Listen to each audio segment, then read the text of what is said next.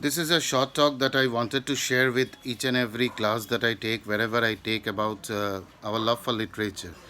What I personally believe is that through my experiences in learning, reading rather, that literature is something which is a great medium in transforming your whole self.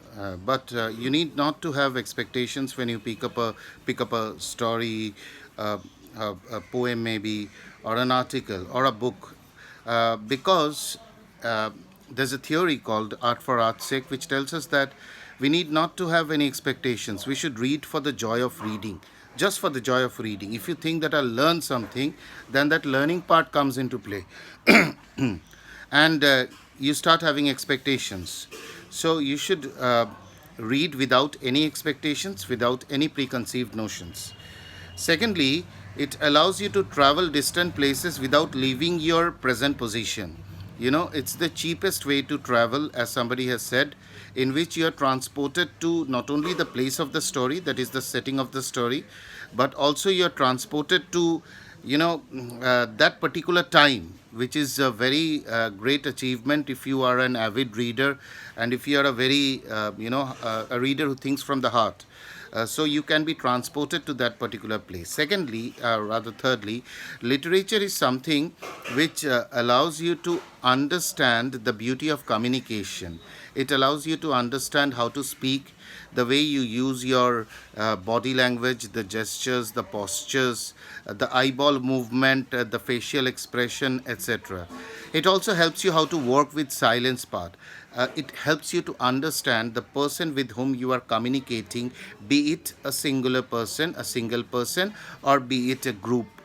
Because literature helps you understand human character in a much better way. It may not be able to make you understand the complexities of characters. Say, for an example, somebody who is a shrewd character, a negative character. So, literature might not be able to make you understand the shrewdness of that particular character, the negativeness of that particular character.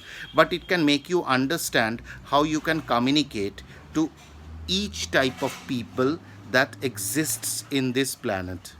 And that is where the beauty lies.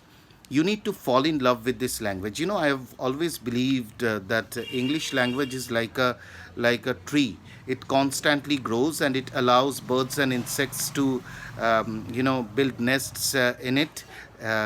Actually, what I mean to say is that it allows other languages to come into it, and it incorporates, welcomes new words, expressions, and that is where the beauty lies. This is the language that is spoken all around the world, and you need to master this language to become a better communicator of this language. But forget about mastering.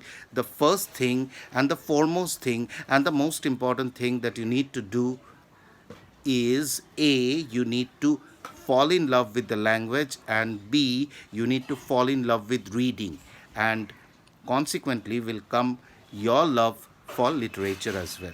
Thank you very much.